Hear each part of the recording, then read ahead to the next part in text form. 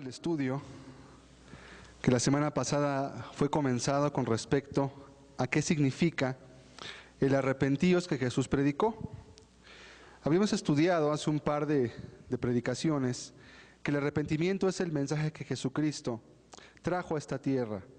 Veíamos que era el mensaje de Dios para la humanidad, era la palabra que el ser humano necesitaba para poder acercarse a su Dios, para poder ser de alguna manera reunido otra vez con su Dios.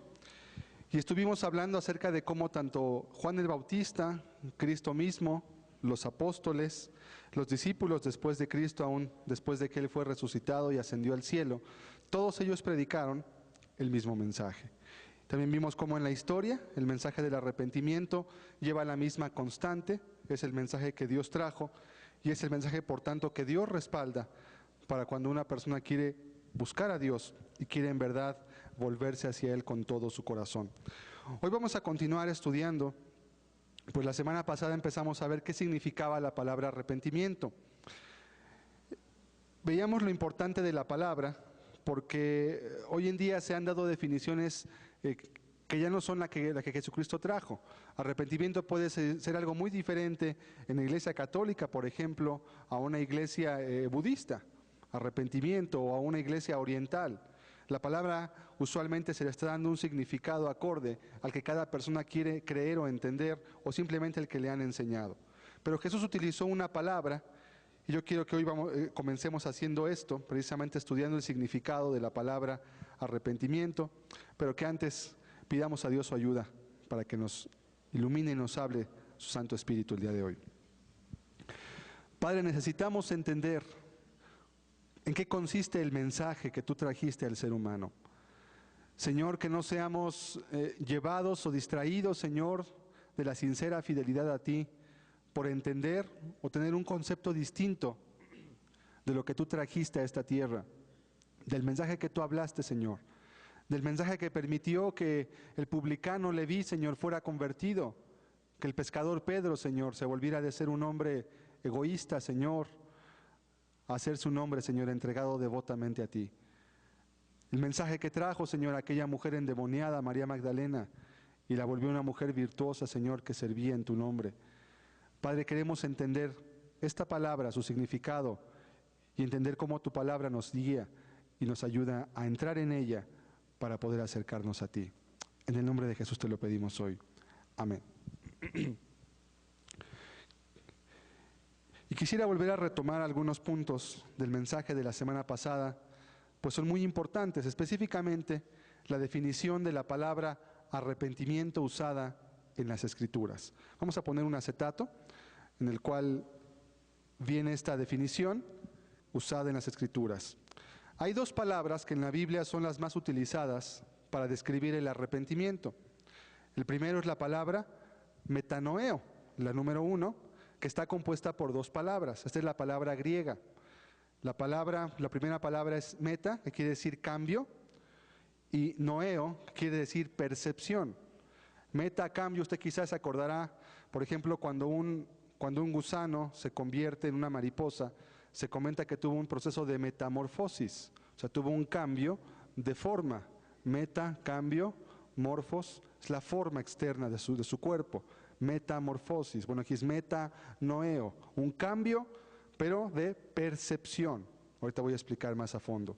Y la segunda palabra que es más utilizada, que Jesús las utilizaba indistintamente para hablar de la palabra arrepentimiento, es metanoia. Igualmente se compone de dos palabras, la primera meta, que es cambio, y nous, que es mente, cambio de mente o cambio de mentalidad. Eso significa la palabra arrepentimiento. ¿Qué puede significar entonces, de acuerdo a las palabras que utilizó Cristo? Es un cambio de mentalidad y después un cambio de propósitos. La palabra percepción quiere decir aquello que yo percibo, y hablando moralmente es aquello que yo percibo bueno y aquello que yo percibo malo. La percepción en la mente de la persona cambia cuando ésta se arrepiente. Entonces, esto implica, por tanto, hasta abajo tiene esta definición, un cambio de manera de vivir y de ver las cosas. ¿Por qué esto es así? El arrepentimiento no puede operarse en ninguna persona mientras antes no se opere un cambio dentro de su mentalidad. La mente, el Señor Jesús, por eso estudiábamos hace también algunas semanas, que la Biblia nos pedía, o Dios nos pedía más bien, dame, hijo mío, tu corazón.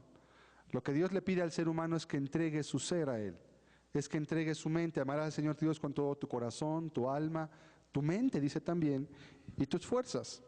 Mientras una persona no tenga un cambio en su mentalidad, en su manera de pensar, no puede de ninguna forma arrepentirse. ¿Por qué? Es muy sencillo. Mientras una persona no crea que algo es malo, nunca lo va a dejar de hacer. Jamás. ¿Por qué dejar de hacer algo que yo no sé que es malo? O es más, que yo creo que es bueno. Jamás. Si por ejemplo una persona es adúltera y él piensa que el adulterio es algo que no es malo, porque le gusta, porque le trae placer, porque no se siente mal cuando lo hace. Pero si una persona se arrepiente cuando empieza a escuchar la Escritura, va a empezar a cambiar su mentalidad. Y entonces, por ejemplo, va a empezar a percibir distintas las cosas. Quizás, por ejemplo, podríamos pensar, ¿y qué pasaría si en lugar de que yo adultere, entonces mi pareja fuera la que adulterara? ¿Qué sentiría yo? Entonces ya percibiría la situación totalmente distinta.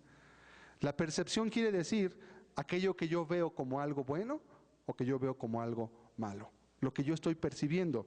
Pero la otra palabra, que era cambio de mente, sí significa exactamente lo que estoy comentando.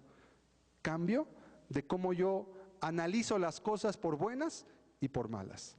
Cuando una persona está lejos de Dios, tiene su concepto de bueno y tiene su concepto de malo.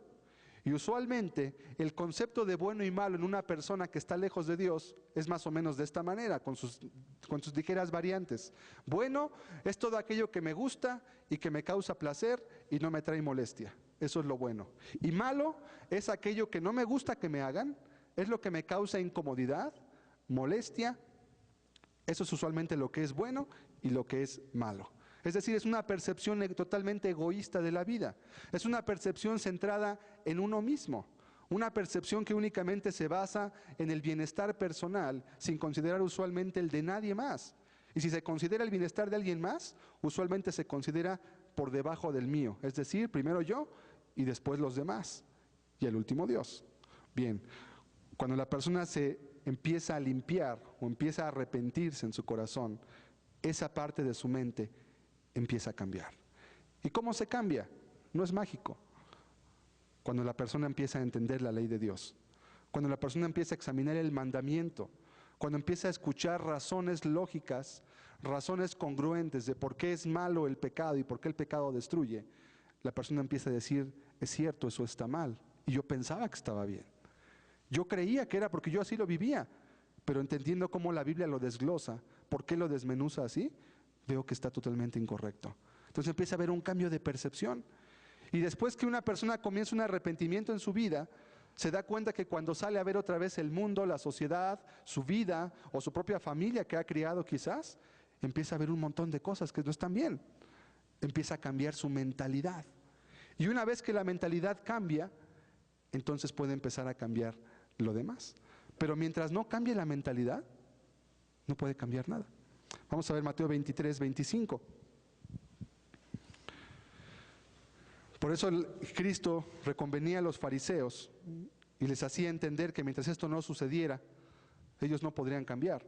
Ay de vosotros, escribas y fariseos hipócritas, porque limpiáis lo de fuera del vaso y del plato, pero por dentro estáis llenos de robo y de injusticia. Fariseo ciego, limpia primero lo de dentro del vaso y del plato, para que también lo de fuera sea limpio. Aquí vemos la explicación de Cristo con respecto al arrepentimiento que los fariseos no querían hacer en su propia vida. Limpia primero lo de dentro del vaso y del plato, y lo de fuera también va a ser limpio entonces. Era una parábola, ¿sí? La parábola era muy sencilla. ¿De qué sirve que un plato esté limpio por fuera si lo que está dentro es lo que tú vas a utilizar? Lo que está dentro es lo que tú vas a introducir a tu cuerpo, te vas a contaminar. Por más que por fuera se limpie, mientras por dentro no sea primero limpio, no podrá jamás serte beneficioso a tu propia vida. Siempre estarás contaminando tu propia vida, tu propia alma. El arrepentimiento entonces comienza en la mente de la persona. En la mente de la persona. Y es por eso que muchas personas, aunque a veces creen que son cristianas, lamentablemente, y lo son muchas veces en base a decisiones emocionales, es que yo acepté a Cristo, es que oraron por mí, es que yo hice una oración, es que yo lloré. Los sentimientos no pueden modificar nuestra mente.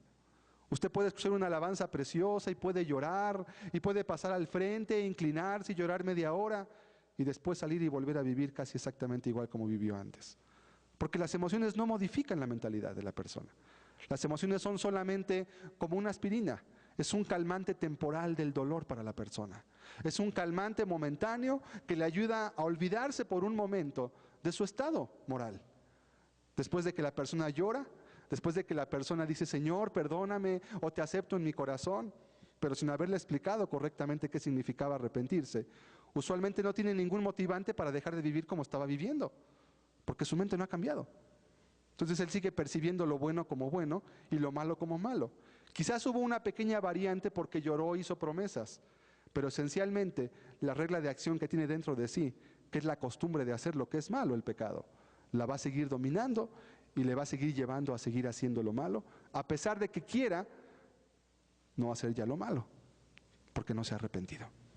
Mientras la mente no cambia, el corazón tampoco puede cambiar. Por eso Jesús dijo, arrepentíos, arrepentíos. Él no dijo, acéptame. Él no dijo, ven a llorar. Él no dijo, hazme votos. Él dijo, arrepiéntete, cambia tu manera de pensar. Mientras no modifiques tu manera de pensar y de ver las cosas, nunca vas a poder dejar ningún pecado.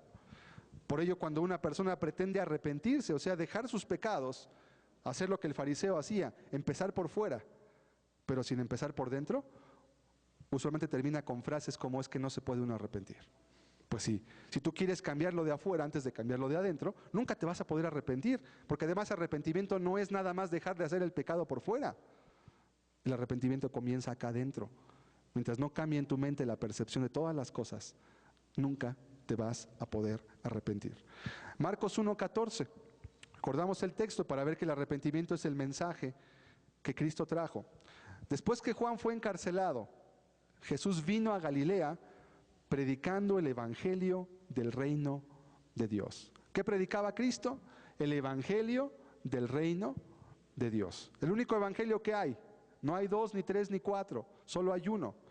¿Y en qué consiste ese evangelio? Verso 15, el tiempo se ha cumplido y el reino de Dios se ha acercado.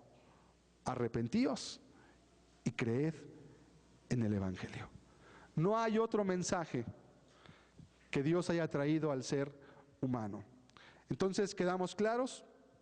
Cuando la persona no se aparta, no modifica su mentalidad, no puede haber un arrepentimiento. Por ello, la semana pasada se vio que las características del arrepentimiento bíblico implicaban en primer lugar una tristeza por el pecado. Cuando la persona entiende y razona, toda mi vida he estado haciendo lo que es malo, y lo cree realmente, porque Dios se lo dice, es natural que venga una tristeza, un pesar al corazón. Todo lo he hecho mal, o la mayoría de mi vida la he hecho mal. He hecho las cosas muy males, me he equivocado, porque no llegó esto a mi vida, porque yo no lo busqué, porque tenía la Biblia a mi alcance. Después de esa tristeza venía un sentimiento de dolor, culpa o vergüenza. ¿Sí?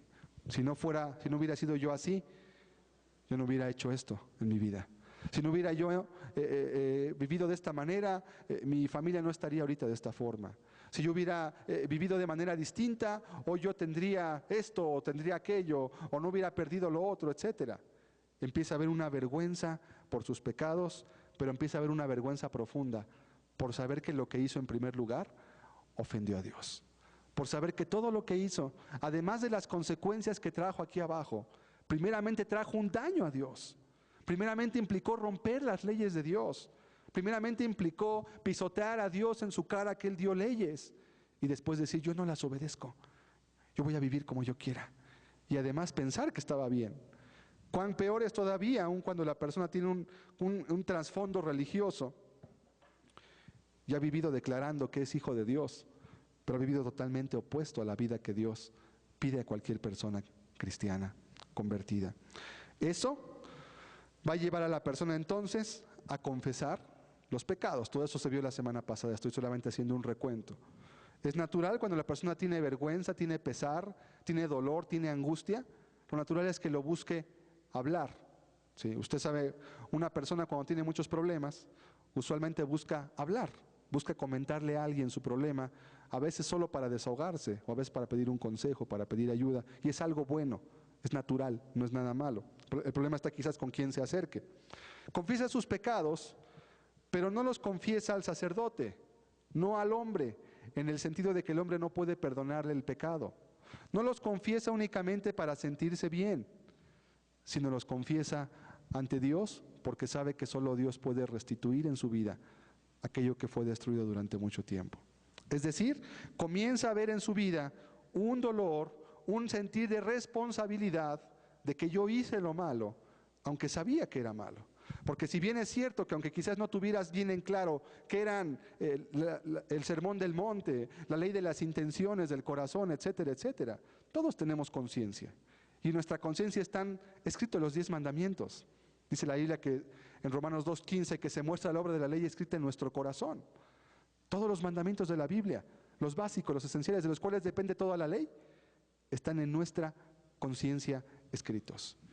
Y tú lo sabes, si alguna vez hiciste algo que era malo y tú sabías que era malo, tú te sentiste mal, te sentías culpable, sentías vergüenza, sentías preocupación, pero como quizás nadie le hizo eco a esa preocupación que tú sentías, pues lo dejaste pasar, lo seguiste haciendo. Al fin todos lo hacen, al fin todos son iguales, al fin yo soy hasta mejor que muchos, y te justificabas para seguir viviendo en un estilo de vida que tú sabías en tu interior que estaba mal, pero no encontraste quien quizás te dijera, porque también quizás a ti no te interesaba, no tenías interés, estabas muy a gusto viviendo como tú solamente estabas viviendo. ¿Qué más incluye entonces el arrepentimiento? Una vez que la persona tiene una tristeza por su pecado, un sentimiento de dolor y que confiesa sus pecados, viene después la consecuencia lógica, viene el apartarse del pecado. ¿Qué significa apartarse del pecado? Vamos a leer Isaías 55, verso 6. Deje el impío su camino y el hombre inicuo sus pensamientos, y vuélvase a Jehová, el cual tendrá de él misericordia, y al Dios nuestro, el cual será amplio en perdonar. Lo primero que dice aquí es, deje el impío su camino. Esto significa, en la Biblia cuando habla de el camino, de que alguien sigue su camino, quiere decir el estilo de vida que la persona está llevando. Cuando dice, deje el impío su camino, quiere decir, deje el hombre que vive lejos de Dios su manera de vivir. Ya no vivas como estabas viviendo. Y aquí viene la idea que comentaba del arrepentimiento. Y el hombre inicuo, sus pensamientos. Fíjese cómo Dios pide no solamente que se modifique lo externo, también que se modifique lo interno. Si solamente se cambia lo de afuera, pero no cambia lo de adentro, como comenté hace un rato, por la definición de la palabra arrepentimiento, no puede haber un cambio en la manera de vivir. Deje el impío su camino. Si la persona en verdad tiene tristeza por su pecado, si en verdad siente dolor porque ofendió a Dios, si en verdad ha confesado sus pecados a Dios, los confiesa para algo, para apartarse de ellos. Porque está entendiendo que el arrepentimiento no es remordimiento, no es sentirme mal unos días, no es querer nada más desahogarme por todo lo que ya hice mal, no, es una tristeza profunda en el corazón. Entonces la persona naturalmente, si el arrepentimiento es conforme a Dios, va a ser llevada a abandonar el pecado. Porque no solamente el pecado trae tristeza cuando se cometió, también trae tristeza cuando se vuelve a cometer, cuando la persona cambia su mentalidad.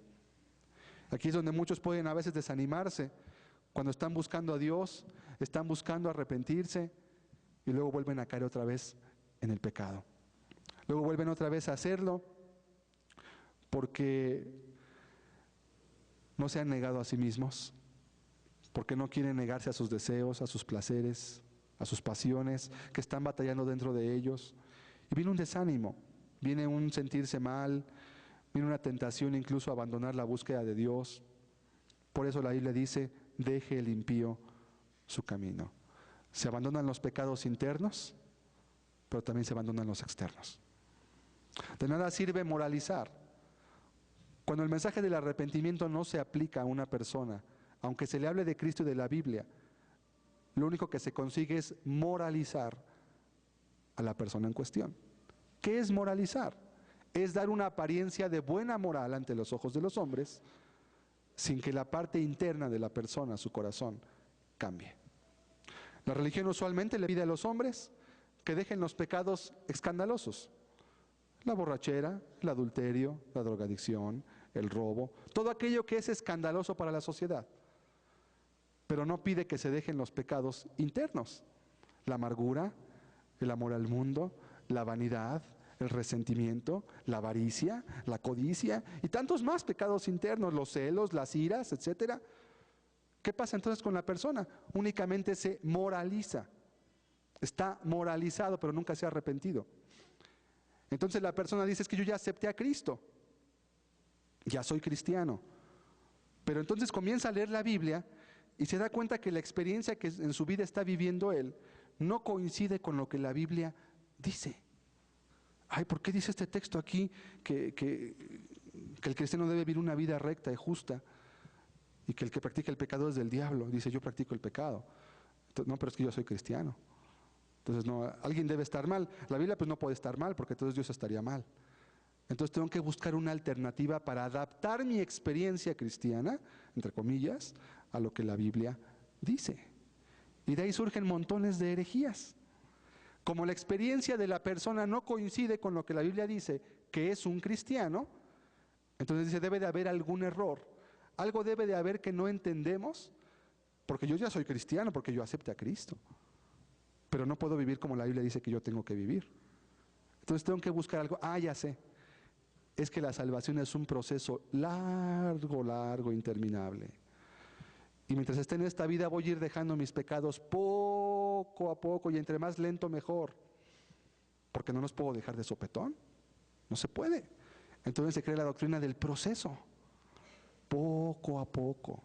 Cuando Jesús dijo que el que cree en mí ha pasado de muerte a vida.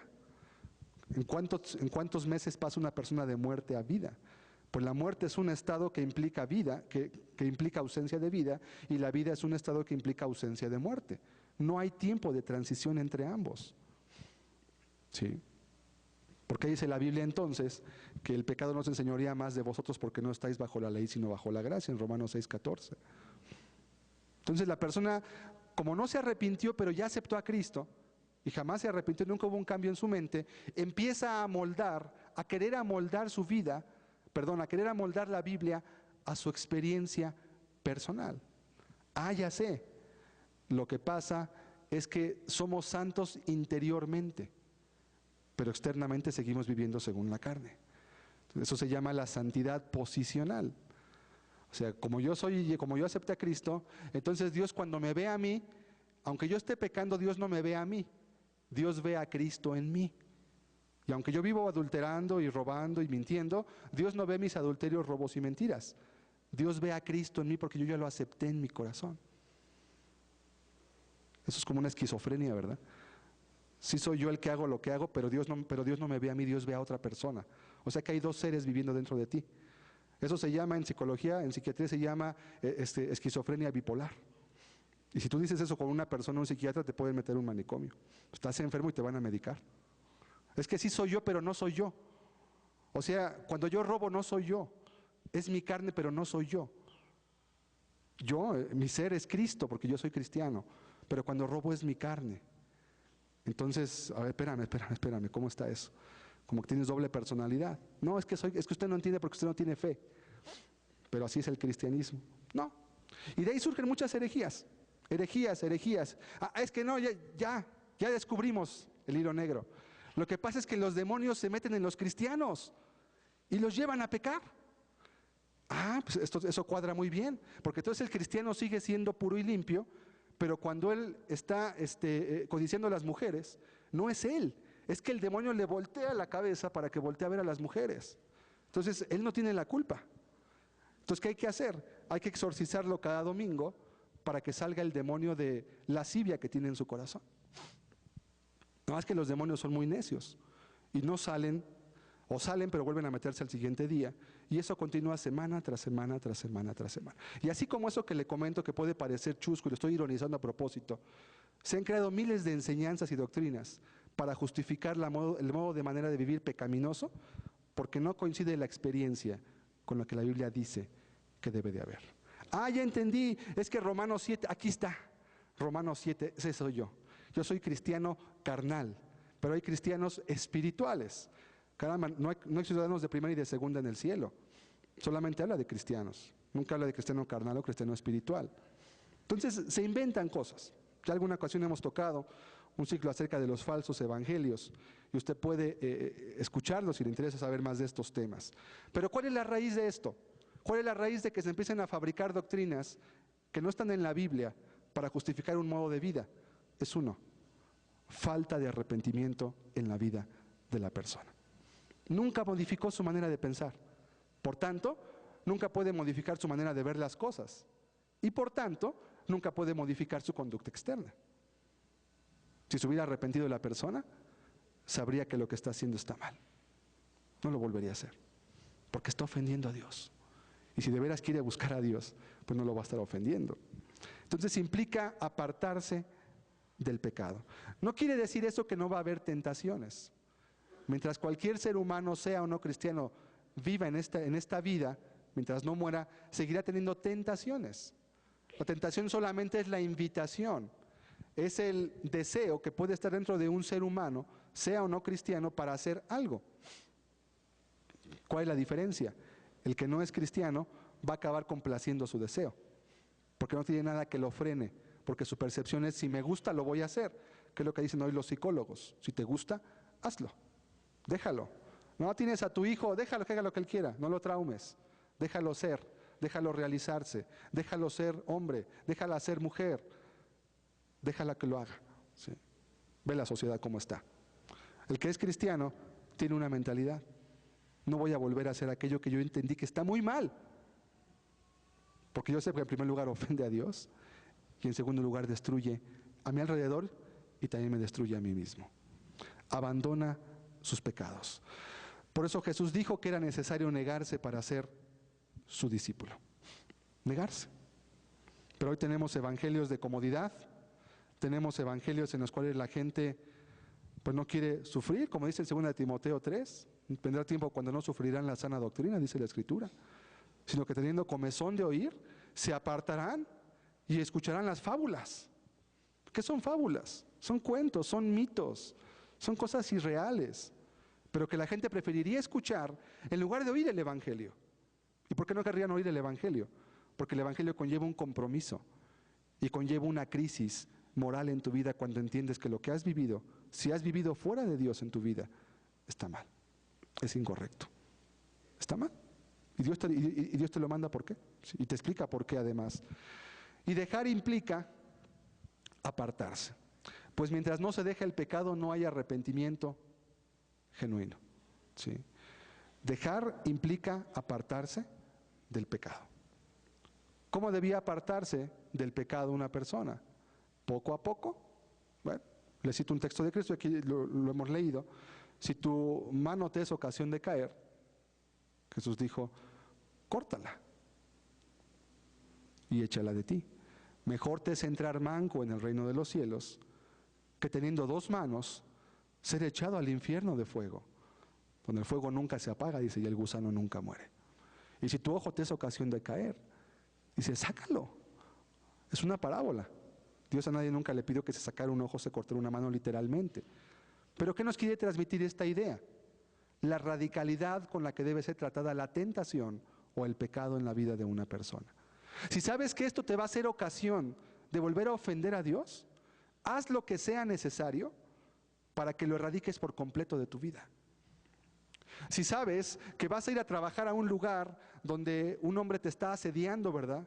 y tú estás muy tentada a caer en una relación con esa persona, es mejor que dejaras el trabajo y lo perdieras, a que cayeras en una relación de adulterio y destruyeras tu matrimonio y tu vida espiritual también.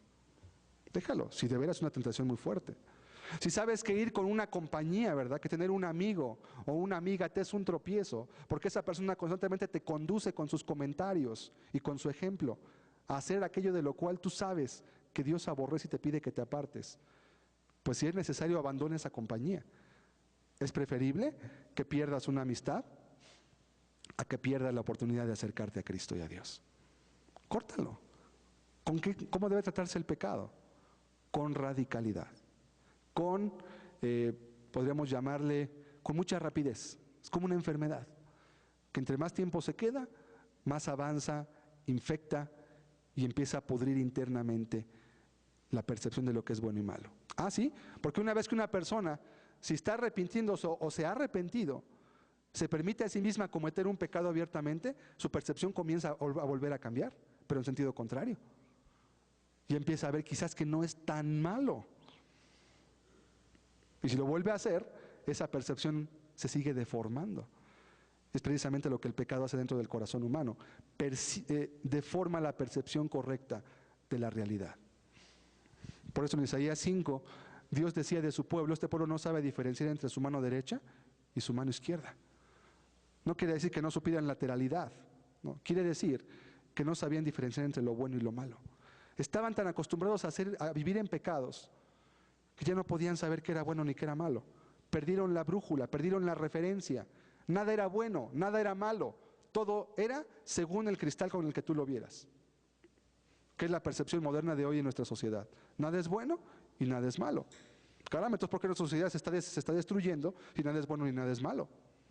Sería interesante cuestionarle eso a un psicólogo, ¿verdad? Dice que nada es bueno y nada es malo, entonces ¿por qué la sociedad está destruyéndose hoy? Porque cada vez hay más divorcios. ¿Por qué los jóvenes, además de temprana edad, comienzan su vida sexual? ¿Por qué los adolescentes ya están incurriendo en la drogadicción a edades de 11 o hasta 10 años? Si nada es malo. Explíquemelo. No te va a poder explicar nada. Sí. Abandonar el pecado. Proverbios 28:13. Un texto más que nos lo va a aclarar. El que encubre sus pecados no prosperará, mas el que los confiesa y se aparta alcanzará misericordia. Miren, dos cosas. La primera es el que encubre sus pecados, el que los tapa, que dice, no, yo no soy, no, yo soy bueno, nada más tengo algún error. No, la Biblia tiene en la Biblia vienen nombres de pecados. No dice que por un error no heredarás el reino de Dios, dice que por la amargura, por el adulterio, por la fornicación, por los celos, por el robo, etcétera, etcétera, tiene nombres. El que encubre sus pecados no prosperará en cuanto a Dios, pero el que los confiesa y se aparta, va junto con pegado, ¿verdad? Si los confiesa es porque se quiere apartar. Entonces dice, alcanzará misericordia. O sea, Dios sí quiere bendecir a la persona, Dios sí quiere ayudarla. Dios sí quiere que la persona sea salva. Dios no mandó a Cristo al mundo para condenar al mundo, dice la Escritura, sino para que el mundo fuera salvo por él. Pero también es cierto que mientras el ser humano no obedezca al mensaje de Cristo, no puede ser salvo. Es ilógico, ¿verdad? Quiero ser un buen mexicano, pero ni voy a pagar impuestos, voy a romper todas las leyes que tenga para romper a mi alcance, y además voy a hacer lo que yo quiera en mi país porque es mi país. Tú no eres un buen mexicano entonces. Un buen mexicano, hablando cívicamente, pues ser una persona que obedezca las leyes de su país, en aquello que sea bueno, obviamente, ¿verdad? Que no le pida hacer algo en contra de Dios. Entonces, apartarse del pecado. Si no hay un apartarse del pecado de parte de una persona, usted puede saber a ciencia cierta que esa persona no se ha arrepentido. No importa que tenga 5 años escuchando la Escritura, no importa que haya hecho reformas parciales a su vida, no importa que esté de acuerdo en que debe dejar los pecados mientras no los abandone, no hay arrepentimiento. Y no es todo. Una vez que la persona en verdad se arrepiente, va a haber consecuencias. Es decir, cómo darse cuenta que alguien ya se arrepintió. Esto implica que haya frutos dignos de arrepentimiento. Vamos a ver Lucas 3, verso 8, para entender qué significa eso. Dice este texto, es Juan el Bautista predicando: haced pues frutos dignos de arrepentimiento, y no comencéis a decir dentro de vosotros mismos: tenemos a Abraham por padre, porque os digo que Dios puede levantar hijos a Abraham aún de estas piedras. ¿Qué les estaba pidiendo Dios a través de Juan el Bautista a estos hombres? Haz frutos dignos de arrepentimiento. Lo cual, parafraseándolo, quiere decir más o menos lo siguiente: que tu vida refleje de manera práctica que en verdad estás avergonzado, dolido por lo que hiciste mal, y pueda verse que de veras estás buscando a Dios. Son frutos dignos de arrepentimiento. ¿Qué es digno? Algo que es merecedor de. O sea, que tus frutos, que tu vida atestigue que en verdad te arrepentiste para con Dios. Ahora, ¿esto a quién se lo dijo Juan el Bautista? Específicamente se lo dijo a los fariseos. Vamos a volverlo a poner un momento. Porque después de pedirles que hicieran frutos dignos de arrepentimiento, les da algo en lo cual ellos se excusaban. Y no comencéis a decir dentro de vosotros mismos: tenemos a Abraham por padre. Lo cual significaba: yo soy del pueblo de Dios. Y si lo ponemos en forma moderna sería: yo soy de cuna evangélica. Yo acepté a Cristo hace 20 años. No es que por mí, a mí me profetizaron. Es que yo hablé lenguas. Todo aquello que son bases, formas de decir mi vida está bien porque yo hice algo XY, aunque la vida no coincide con lo que la Escritura habla. Entonces, no comiences a decir que tienes a Abraham por padre. O sea, no, eso no sirve. De nada sirve que seas genéticamente del pueblo de Dios. De nada sirve que tus padres hayan sido gente piadosa, cristiana, si tú en tu vida personal no lo eres. La salvación es una cuestión personal, no es una cuestión grupal ni colectiva. Es una cuestión personal, individual. Cada ser humano tiene una relación con Dios. Cada ser humano edifica o destruye esa relación con Dios, o edifica o destruye la posibilidad de acercarse a Dios. Y nadie puede impedirte que tú lo hagas en un sentido o en otro. Eso tú lo vas a decidir siempre. Será únicamente tu elección. Si la persona comienza a hacer lo contrario a lo que antes hacía, pues por ejemplo, si antes le gustaba la pornografía, pues ahora se va a guardar mucho y va a luchar en contra de todo eso en su propia vida. Es un fruto digno de que se está arrepintiendo. Si la persona, por ejemplo, trataba con la punta del pie a su esposa, ¿verdad?, y a sus hijos, y era una persona intransigente, si de veras se arrepiente, va a empezar a modificar su conducta dentro de su hogar. Va a ser una muestra de que se está arrepintiendo. Si la persona antes era muy dada a mentir, a decir de todo mentiras, a mentir como si fuera cualquier cosa, ahora va a ser muy veraz a cualquier costo. Sí, va a ser sumamente celosa de decir siempre la verdad, porque sabe que mintió mucho tiempo, porque sabe que hizo mucho daño, porque sabe que destruyó mucho con sus mentiras. ¿Cuál sería el fruto digno de arrepentimiento? Voy a ser veraz en todo lo que yo haga. Y prefiero aún perder cosas, prefiero aún que me tachen de lo que sea, pero voy a decir siempre la verdad. No me importa el precio, no me importa si pierdo un trabajo, no me importa si pierdo una amistad, no me importa si pierdo algo. Yo voy a ser fiel con Dios, porque estoy arrepentido, porque de veras me duele haber vivido como viví antes, porque de veras mi vida como yo viví antes de Dios me da mucho asco. Me siento muy mal cómo destruir mi familia, etcétera, etcétera, etcétera, etcétera. Su percepción cambió y ahora dice: no, voy a hacer lo que Dios me indica que es correcto. Frutos dignos de arrepentimiento. Y esto implica, por último, restitución. ¿Sí? Si yo sé que hice mal, estoy convencido de que hice lo malo y entiendo que hice mucho daño a personas. Bueno, si yo de veras me arrepentí y me duele lo que hice, si está a mi alcance, voy a hacer todo lo que esté en mis manos para restituir el daño que yo hice a otras personas cuando las dañé. No importa lo que sea. Vamos a ver Ezequiel 33:14. Esos son frutos dignos de arrepentimiento, restituir.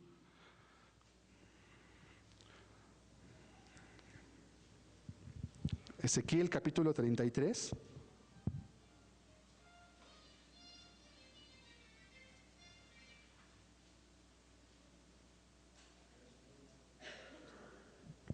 verso 14.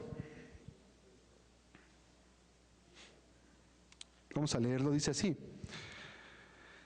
Y cuando yo dijere al impío, de cierto morirás, si él se convirtiere de su pecado e hiciere según el derecho y la justicia, si el impío restituyere la prenda, devolviere lo que hubiere robado y caminare en los estatutos de la vida, no haciendo iniquidad, vivirá ciertamente y no morirá. Fíjese lo que dice. Cuando yo dijera al impío, que esto es más o menos como una escenificación de lo que sería el arrepentimiento. La persona entiende que Dios le dice, estás mal, vas a ser condenado por todo lo que has hecho, porque has roto mis leyes, porque has pisoteado mi ley, porque me has ofendido. Si yo dijera al impío, de cierto morirás, si él se convirtiere de su pecado. La palabra convertirse aquí quiere decir volverse. Es la misma palabra del arrepentimiento en el Antiguo Testamento. Se vuelve de lo que hizo mal para hacer lo contrario. ¿Y qué va a pasar? Entonces, si se convierte, aquí lo dice, e hiciere según el derecho y la justicia.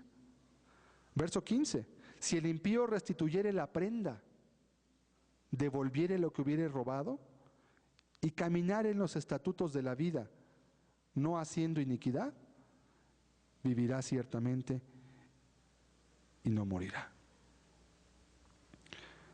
Es que la salvación no es por obras, dicen algunos. Pues no, la salvación no es por obras, la salvación es por fe. Pero la fe sin obras es muerta. O como dice el apóstol, muéstrame tu fe sin tus obras, y yo te mostraré mi fe por mis obras. Tú dices que tienes fe, pero no haces nada. Tú dices que amas a Dios, pero en la práctica vives haciendo lo contrario a lo que sería amar a Dios. ¿Tu fe qué es una cuestión mental? La fe mental no sirve. Entonces dice el apóstol, yo te mostraré mi fe por mis obras. Yo no te voy a decir que amo a Dios. No te voy a decir yo soy hijo de Dios, pero mi vida va a demostrar lo que Dios por su gracia ha hecho en mi vida. Mis actos, mi ejemplo, mi testimonio. ¿Qué restituir entonces? Como la mentalidad de la persona cambió, va a decir, oye, yo le pedí prestado a una persona, hace 15 años le pedí, me acuerdo que le pedí 500 pesos. Y nunca se los pagué. Me fui, sin vergüenza, cínico como era a final de cuentas. Me fui y no me importó, dije, ya se la hice. Pero ahora me arrepentí y entendí que robar es un pecado. Voy a buscar a esa persona. A ver cómo le hago. Pero voy a restituir lo que le robé. Voy a pagarle. ¿Sí? Hubo el caso de una persona que había chocado tuvo un accidente de tránsito, un choque. Es común. El caso es que cuando el seguro llegó, él movió de tal manera las cosas, hablando, que él consiguió que el otro apareciera como culpable para que él no pagara el deducible. Y el otro apareció como que él tuvo la culpa. Aunque él sabe internamente que él tuvo la culpa porque hizo una maniobra indebida y por eso lo chocaron. Y teóricamente, según los seguros, el que pega, paga. Y pues sí, a él le pegaron y él dijo, no, sí es que me pegó. Y total que a él le arreglaron su carro y él no pagó nada, tuvo que pagar el otro. Cuando él se convierte, más o menos unos 5 años después, él se convierte, él se arrepiente, ¿verdad? Entiende lo malo y se acuerda de eso. Dice, yo esa persona, pues yo la robé, porque yo engañé, yo dije una cosa que no era cierta, mentí y provoqué que esa persona pagara lo que yo debía haber pagado. Pues más o menos se acordó de dónde vivía, investigó, buscó datos en su seguro, etcétera, etcétera, y dio con el lugar donde vivía la persona. Y fue, habló con ella, le pidió perdón. Sí, le dijo, mire, yo hace mucho tiempo, quizás no se acuerda ni de mí. Dijo, no, como no, sí me acuerdo, me salió caro el golpe. Y pues yo hice esto, aquello. Le dio testimonio. Y le quiso pagar. El otro dijo, no, ¿sabe qué? No me pague. Me es más satisfactorio lo que usted me está diciendo, ¿sí? por lo cual usted está haciendo, le dijo algo de valor civil, algo así, que el dinero que me pueda dar. Al final de cuentas, él le pagó el dinero que tenía que pagarle. ¿Qué es eso? Restituir. Yo hice lo malo, yo restituyo. Me acuerdo que ofendí a una persona, la insulté, le dije, le mentí, la engañé, la defraudé. Voy a pagar lo que robé. Voy a restituir al que ofendí.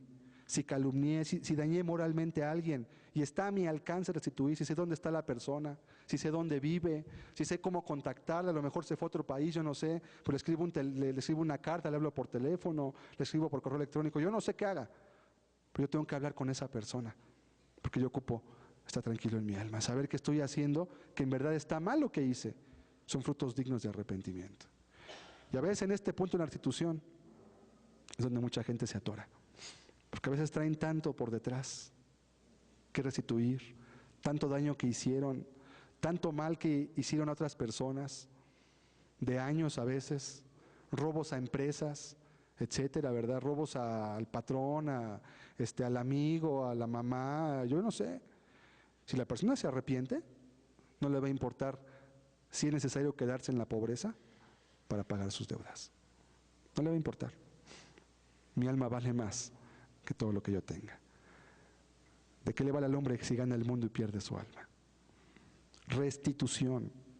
Por eso dice, si el impío restituyere la prenda, si el impío devolviere lo que hubiere robado, y si caminare en los estatutos de la vida no haciendo iniquidad. Sí, además de que restituyes, además es vivir como Cristo te pide ahora, hacer lo contrario. Va a hacerlo, sí. Las deudas morales, ¿verdad? También. Es que mis padres, es que mis abuelos, es que mi tío, es que mi patrón, es que lo ofendí, es que lo robé, es que lo engañé, es que le dije esto. El que se arrepiente, restituye. Y créeme que no le pesa. Cuando digo que no le pesa, no me refiero a que no le dé vergüenza. Es muy penoso restituir cosas que uno ha hecho mal. A lo que me refiero es que como su mentalidad cambió, también su axiología en su vida cambió, su escala de valores se modificó. Ahora lo más importante para él es estar bien ante los ojos de Dios. Es lo más importante. Y si aquí abajo lo tienen un concepto terrible, no le va a importar. Quiere estar bien ante los ojos de Dios, porque además va a hacer lo que es justo. Caramba, yo a esta persona la defraudé y le voy a pagar lo que le debo. Y voy a ver cómo le hago. Y eso constantemente, cuando la gente se arrepiente, son cosas del común denominador que constantemente estamos atendiendo con personas cuando se arrepienten. Y a veces implica hacer cosas complicadas. A veces hay gente que ha tenido deudas de cientos de miles de pesos porque defraudaron, gente que se dedicaban a llevar administraciones, finanzas de empresas de mediano tamaño y que movieron números para sacar dinero ellos, etcétera, etcétera, tranzas como le llaman, movidas chuecas. Pues voy a ir a la empresa y voy a decirle a mi patrón o al dueño si lo conozco y voy a decirle cómo hago para pagarle lo que le robé. Y ahí los tienes, ahorita. Algunos pagando todavía dinero. Algunos aún con riesgo de irse a la cárcel, porque saben que lo que hicieron se llama defraudación fiscal y es un delito en nuestra Constitución. Digo, bueno, pues piénsalo, como tú quieras. Pero no lo voy a hacer. Si he de estar ahí, eso es lo que me toca. Y yo me lo gané además. Ni modo. Gracias a Dios, a ninguno hasta ahorita le ha pasado. Esos son frutos dignos de arrepentimiento. Si una persona dice que se arrepiente de haber hecho lo malo, pero no restituye al que le hizo mal, su arrepentimiento es un juego. Su arrepentimiento es una cuestión únicamente mental. Yo digo que ya me arrepentí. Mientras no hay restitución, no hay arrepentimiento. Y es muy importante algo también, esto nace del corazón de la persona. Es algo que la persona tiene como necesidad. Hablar, decir, pedir perdón, humillarse, ¿sí? Está en su corazón, porque su mentalidad cambió, porque se arrepintió realmente, por eso quiere hacerlo. Puede ser una restitución verbal también, como te comento, y siempre es hacer el bien para no dañar la restitución. Nunca puede alguien restituir a otra persona para causarle un daño, no. La restitución siempre es para hacer bien, siempre, siempre. Vamos a leer Isaías 1, verso 10. Príncipes de Sodoma, oíd la palabra de Jehová. Escuchad la ley de nuestro Dios, pueblo de Gomorra.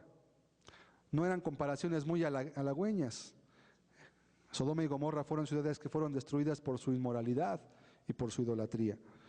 Pero Dios así veía a este pueblo, aunque era el pueblo de Dios. Verso 13.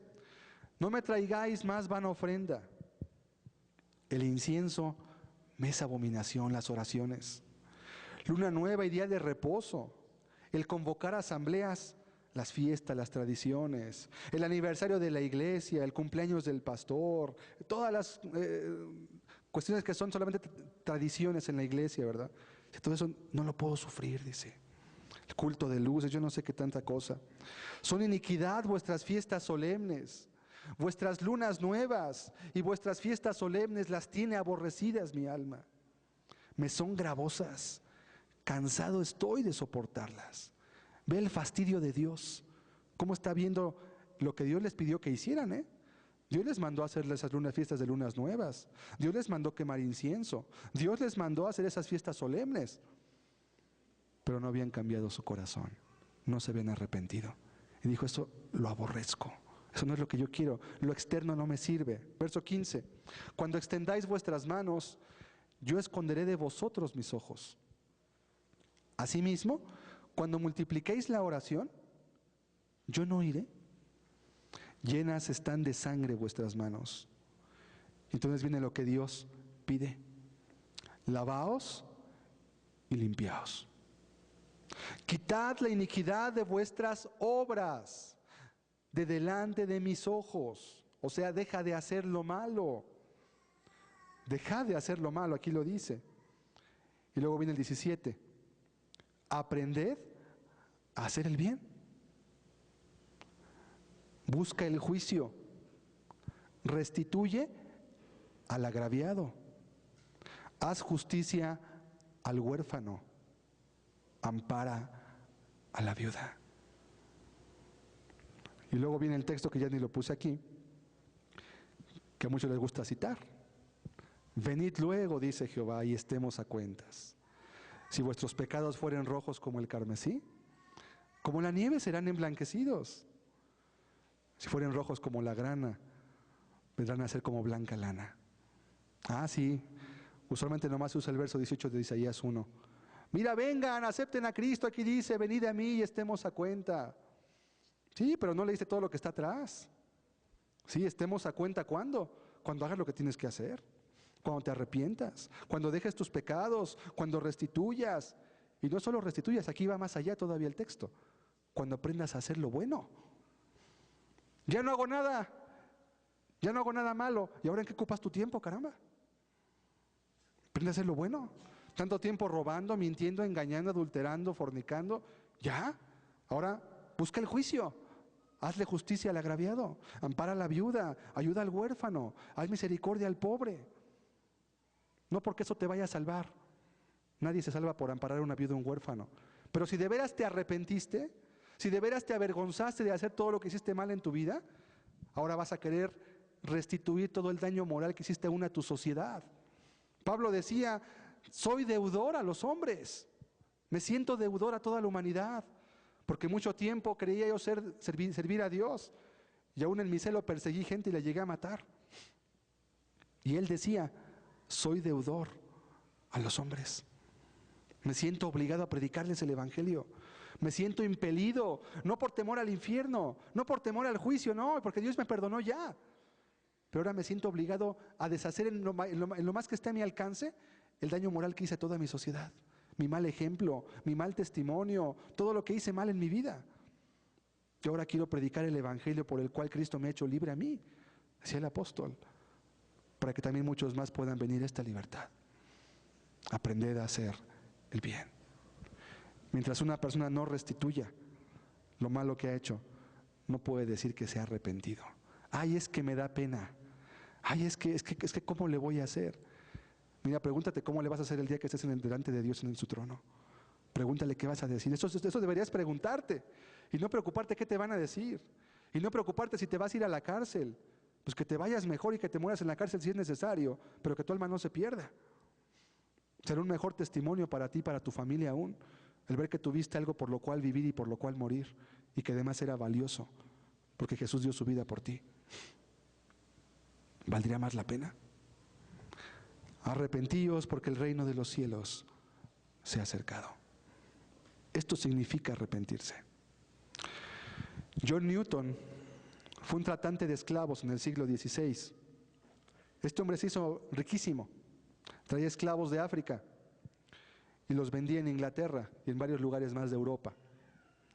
Este hombre, en una ocasión, estando en su barco, en el cual traficó a cientos de esclavos, estaba en una tempestad terrible, espantosa. Él pensaba que el barco se iba a partir a la mitad y se iba a morir ahí. Y este hombre, comerciante de esclavos, un pecador, él empezó a clamar a Dios. Empezó a pedirle a Dios ayuda. No se convirtió al momento, pero él hizo votos a Dios. Y pocos años después él entregó su vida a Cristo. Él se arrepintió de sus pecados. Luchó junto con otros amigos para abolir la esclavitud, la cual lo enriqueció a él. Eso obviamente implicaba para John Newton perder su fuente de ingresos y perder su trabajo para siempre, porque era todo lo que sabía hacer, comerciar esclavos y venderlos. Sin embargo, él luchó porque él sintió que estaba haciendo algo malo, vender a seres humanos como si fueran animales, como si fueran objetos. Luchó para abolir la esclavitud en Inglaterra y lo logró junto con algunas otras personas. Y terminó su vida como pastor de una iglesia predicando la palabra. Y este hombre predicó confuso. Él compuso el famoso himno Sublime Gracia, que hoy en día es una joya musical de la himnología cristiana. ¿Sí? Esto es restituir. Estoy mal, me avergüenzo, me entristezco, confieso, me aparto y hago lo contrario. Yo vendí esclavos, bueno, ahora voy a abolir la esclavitud, porque eso está mal. Todo lo contrario. No dijo nada más, pues yo ya no vendo esclavos, yo no me meto con nadie, yo trabajo, yo llevo dinero a mi casa, yo no tengo problemas con nadie. No, eso no sirve para nada. No, él empezó a hacer lo contrario de lo que había hecho durante toda su vida. Restituyó. Este hombre se convirtió y entendió que era el arrepentimiento. Querido amigo, que hoy estás aquí, si tú no estás arrepentido, conforme a lo que el estudio pasado y se ha examinado, tú no estás caminando con Dios. No importa que tengas dones, visiones, milagros, no importa que tú creas con todo tu corazón que Dios te perdonó, los frutos hablan de la condición interna del corazón de una persona, no los decires. Los dichos son muy fáciles hablarlos. Aunque formes parte de un grupo, aunque asistas frecuentemente a una iglesia, aun si sirves en algún ministerio de alguna iglesia, eso no te hace ser cristiano. Todo empieza en tu corazón, todo empieza adentro, y no hay arrepentimiento si no hay restitución. No hay arrepentimiento si no hay abandono de la práctica del pecado. No hay arrepentimiento si no hay un confesar el pecado y un avergonzarse ante Dios por haber hecho lo malo. No existe el arrepentimiento. Y recordando el texto que leímos al comienzo, Jesús dijo: arrepentíos y creed en el Evangelio. Si una persona no se arrepiente, no puede creer en el Evangelio. La salvación es por fe. Amén. La salvación es por fe. Por gracia sois salvos, y esto no de vosotros, pues es don de Dios. Pero la fe es precedida por el arrepentimiento. Sin arrepentimiento no existe la fe. La fe es una cuestión únicamente que estará en tu cabeza, pero que nunca desciende a tu corazón, que nunca traerá ningún fruto, que nunca atestiguará nada bueno en tu vida. Todo lo que va a haber será confusión, será religiosismo. Yo soy cristiano, pero vivo ofendiendo a Dios. Yo soy cristiano, pero no amo a mi prójimo. Yo soy cristiano, pero es que así es el cristiano. No, amigo. El pecado en el cristiano será la excepción y no la regla. Será la excepción. Hoy vemos lo contrario. El pecado es la regla. Y las excepciones a veces parece que no existen. Sí. Dios es misericordioso. Y este mensaje es el que suple la necesidad del ser humano. Si quieres caminar con Dios, no tienes que firmar una membresía, olvídalo. No tienes que dar diezmo, eso no te hace miembro de ningún lugar. Dios no quiere tu dinero, Dios quiere que te arrepientas. Dios quiere que modifiques tu conducta interna y externa en tu propio corazón y que tu vida sea transformada, porque también Dios te va a ayudar, ¿sí? Y que te conviertas y seas cristiano para que hagas lo que Dios te pide. Si tú no quieres esto, entonces tú no quieres el Evangelio de Dios. Jesús predicó el Evangelio de Dios y dijo: arrepentíos porque el reino de los cielos se ha acercado. Le invito a que meditemos un momento en estas palabras. Mientras la mente no cambie, el corazón no puede cambiar. Convertirse es algo tan racional, es algo tan lógico, pero hoy se ha hecho de la conversión a Cristo algo místico, algo mágico. Tú acepta por fe, tú declara, tú dile a Dios lo que Él dijo, ahí reclama sus promesas. No podemos pedirle a Dios que cumpla sus promesas cuando no cumplimos las condiciones para que éstas se cumplan. Eso sería ser un fraude. Un fraude.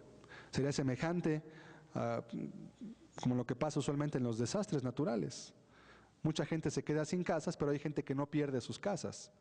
Y de todos modos dicen que perdieron su casa para que les den una casa nueva. Es un fraude. Sería igual con Dios. Yo soy hijo de Dios porque yo reclamé la promesa. Sí, pero tú no estás cumpliendo la condición para que se cumpla esa promesa. Eres un obrero fraudulento. ¿Crees que Dios se puede engañar? ¿Crees tú que Dios puede perdonar a alguien nada más porque le exige? Dios es soberano. Dios hace lo que Él quiere. Nadie puede manipularlo. Dios no es un muñequito. Dios no te lo puedes colgar en el cuello, ni puedes pegarlo en la pared de tu casa. Dios está en los cielos y todo lo que Él quiere hace siempre. Y la Biblia dice que Él le plació salvar al ser humano por la locura de la predicación. Cuando el hombre entiende lo que Dios le pide y se vuelve a Cristo con todo su corazón, Él es fiel y justo para perdonar. Claro que sí. Dios no quiere el juicio para nadie. Dios quiere que tú tengas vida eterna, que tengas vida espiritual y que tu vida pueda atestiguar las misericordias de Dios. Pero esto no puede acontecer mientras tú no pases por un arrepentimiento genuino en tu vida. No se puede. Y no porque lo diga yo, lo leímos en la Biblia. Leímos muchos versos, leímos muchos textos, muchísimos, más de 20 textos leímos y hay más, pero no podemos ver aquí todos en detalle. Véalo usted en la Biblia, verifíquelo, constátelo por sí mismo. Arrepentíos porque el reino de los cielos se ha acercado. Dios está pendiente de los hombres, dice la Escritura. Dice que Él mira desde el cielo para ver si hay algún entendido que busque a Dios. Él mira al corazón de todos los presentes y Él ve cuando alguien tiene el deseo sincero y genuino de volverse a Él. Él lo conoce, Él lo entiende.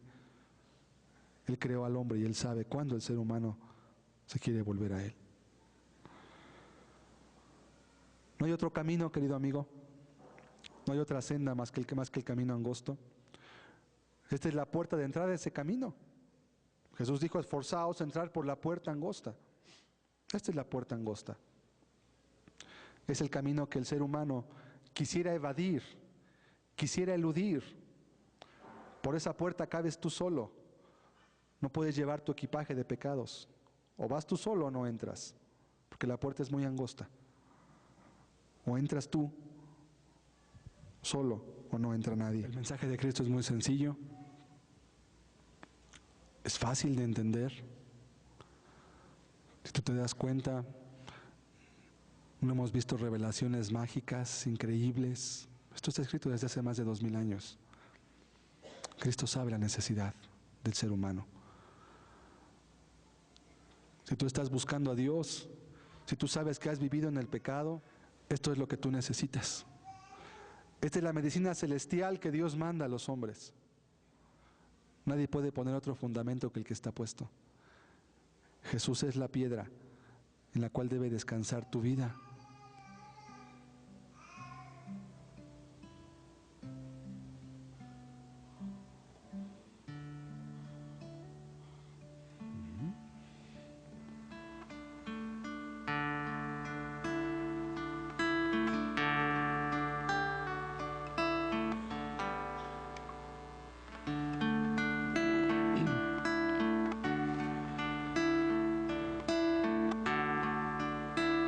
Las religiones no son el camino de Dios. Dios no es ninguna religión. Jesús dijo que Él era el camino, la verdad y la vida. Solo Él puede llevarnos al Padre. Nadie fuera de Él.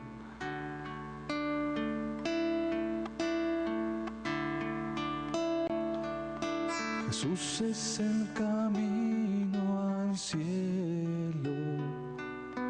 Jesús es el camino al Padre. Jesús es el camino al cielo. Jesús es el camino al Padre. Por la puerta angosta tengo que pasar. Si con Jesús quiero estar, la otra puerta parece mejor, pero acaba lejos, muy, muy lejos de Jesús.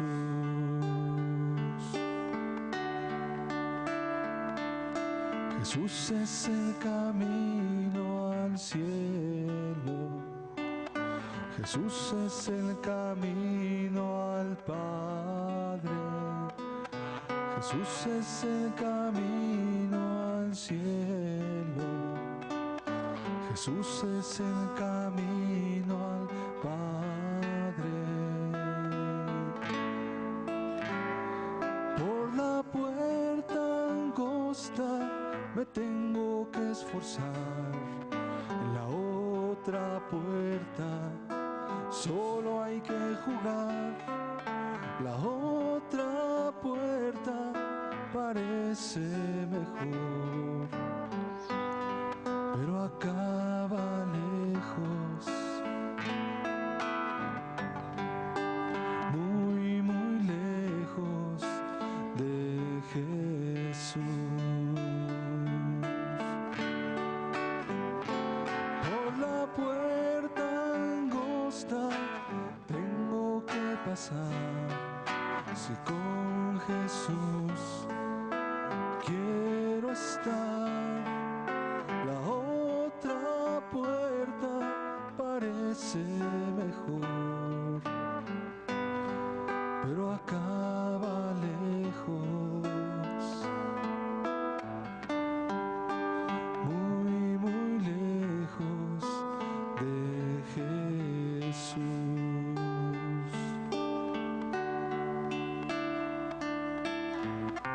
Solo hay dos puertas por las cuales entrar. Solo una es angosta. Todas las demás incluyen a la ancha. Hay camino, dice un proverbio, Proverbios 14:30. Hay camino que al hombre le parece derecho, pero su final son caminos de muerte. Y sabes, lo mejor de todo esto es que hay un Dios en los cielos que está dispuesto a ayudar a quien se quiere arrepentir. La mayor parte de la responsabilidad del arrepentimiento está en tu mano, pues Dios ha hecho lo que le ha tocado. Su palabra ha llegado a ti. El mensaje del Evangelio está a tu alcance. Gran parte es lo que tú tienes ahora que hacer también. Enséñame, oh Dios, a hacer tu voluntad,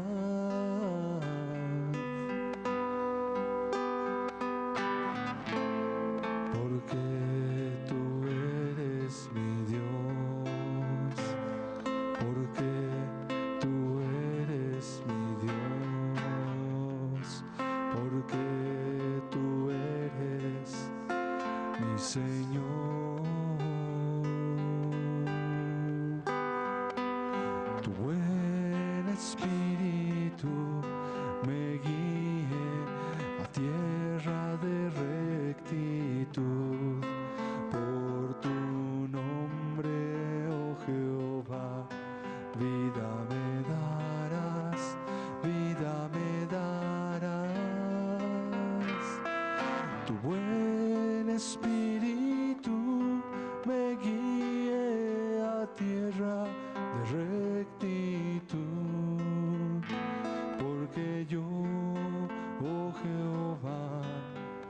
soy tu siervo. Tu buen espíritu me guíe a tierra de rectitud, porque yo, oh Jehová, soy tu siervo. Enséñame, oh Dios, a hacer tu voluntad,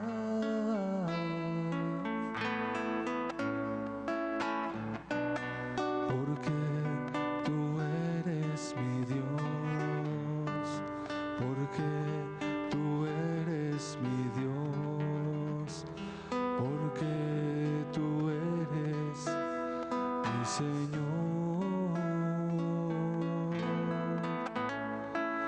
Tu buen espíritu me guíe a tierra de rectitud, por tu nombre, oh Jehová, vida me darás, vida me darás.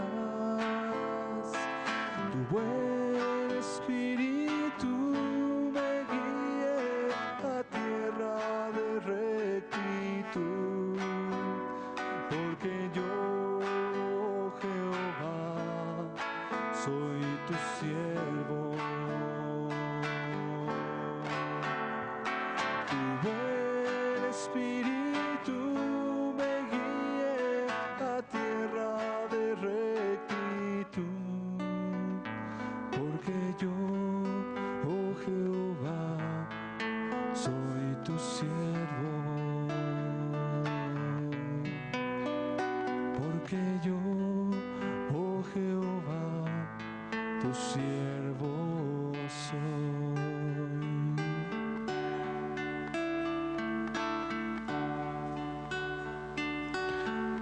El reino de los cielos está muy cerca, está a tu alcance. Tú puedes entrar a él si te arrepientes y crees en el Evangelio. Estas son las buenas nuevas. La palabra evangelio quiere decir buenas nuevas, una buena noticia. El reino de los cielos se ha acercado a tu vida. Solo tienes que hacer aquello que Dios te pide. Te damos gracias, Señor Jesucristo, pues tu palabra nos ayuda a ver con claridad qué es lo que tú pides de nosotros. ¿Qué significa arrepentirse, Señor, desde tu punto de vista? ¿Qué significa arrepentirse en verdad, Señor? Y esto nos ayuda a poder diferenciar claramente tu palabra de lo que no es tu palabra, Señor. Te damos muchas gracias porque tú has acercado tu reino a nuestras vidas. En el nombre de Jesucristo. Amén. Amén. Dios los bendiga. Vamos a continuar profundizando en este tema. Le invitamos a que no falte la próxima semana a las 10 de la mañana. Dios les bendiga a todos. Muy buenas tardes.